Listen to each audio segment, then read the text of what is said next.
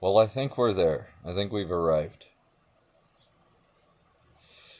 People are going to start asking them questions like, why is this transgender LBGTQ agenda so predominant and being pushed by corporations? They're going to see that corporations are essentially money. And they're going to see that money is essentially the few. I think that the submarine story for the Titanic, whatever, was two things. I think it was A, to gauge people's general animosity towards the wealthy, and B, push the dysfunction of, how do I say this? Short attention span, right? Nobody's talking about Epstein anymore. The the sub thing is just another microwave in the distortion that keeps us focused on the big things. I think people are waking up to it. And when people wake up to the fact that they're the sexual degeneracy, the perverts, the groomers, the pedos aren't the majority, they're the minority. They'll wonder why the corporations are pushing them, because it's not like they have all this money. It's not like the 1 or 5 or 10% or whatever of this country that identifies as that has the majority of the wealth to spend on these products. That doesn't make any sense. So what you see they're going to figure out is that it's not to appeal to an audience, it's to generate an audience. They're pushing the agenda not so that they can get more money by selling more products. They're getting it to make their product commonplace. So why would big money want a society full of sexual degenerates and sexual deviants and pedophiles? Because they want to normalize pedophilia. They want to make children sexual objects. And that jumps up and down on the nerve of the average person, because the average person is good and decent and wants to protect children.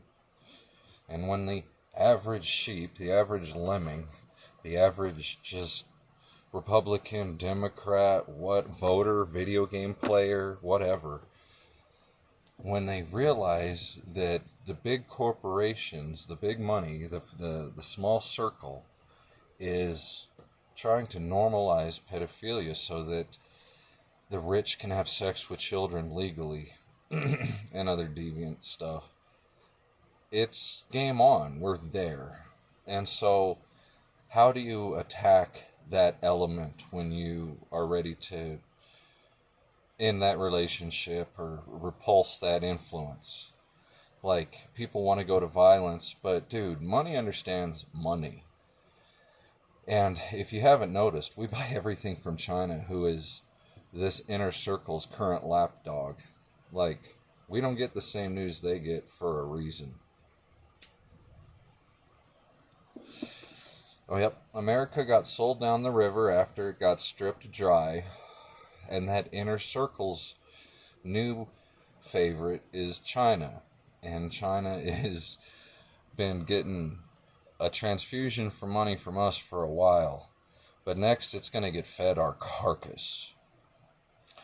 And I don't think that as quick as people are to go to violence, because it seems like the shortest line between 2 points to ending something, there is still a maturity in the culture and the masses that says that we don't solve our problems with violence in a polite, society. But we do respond. We're not totally subjugated yet. And we respond by not buying stuff from China and not doing business with this inner circle or their proxies, not letting new rules and design garbage and technique and legislation dictate that we have to continue to give our money, our resources, our life to this small group. And one way or another, at one speed or another, people are going to wake up and realize that the ones holding all the money are trying to enslave us all so that they can have sex with kids. I know I would have thought that was ludicrous until I did the headwork and figured it out. And I don't want to like Fed post and get into what happens when people more and more wake up, more and more get forged in the truth, and they catch these guys that are super rich with a clear agenda to bop kids and other terrible things. Like, that's somebody else's video. But my video is about when we do what's most prudent, which is cut them off financially and expose them publicly. That's just the beginning. Because, well, what does a parasite do when the host tries to reject it? So, stockpile food, get to know your neighbors, start taking care of, small critters that you can, maybe chickens or maybe a goat, maybe a couple goats. Stay connected with what's going on in your local community, because the high water mark is going to hit and then it's going to go back down. This was never going to be a totally communist controlled nation. There's too many Americans in it. So when the water starts to recede, the ones that were furthest from the cities and furthest from the wealthier pop culture communities, like Rodeo Drive or Manhattan, the bougie. When you get to the smaller towns, that stuff doesn't have as big an impact, and that'll be the ones that survive. And then start the regrowing process or the reclaiming process. But, yep, I won't tell you what to do, I'll just give you warning. I've done my job. You are warned. Yes, the powers that be, the ones that have been doing this for a long, long, long time, they're outed. Like, it's there in plain sight for those willing to see it. And the response will be natural. The counter to that response will be natural. And then it's a true natural, I don't know, what do you call it when a predatory animal comes after its food? What is it, a National Geographic chase video? They're going to come after the money and the power, and they're going to do whatever they can to get it from us.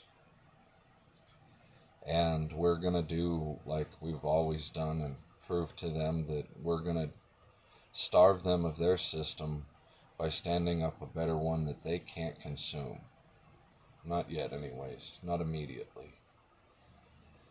And there will be a die-off on that side as well as a die-off on this side, but, both sides will keep a remnant.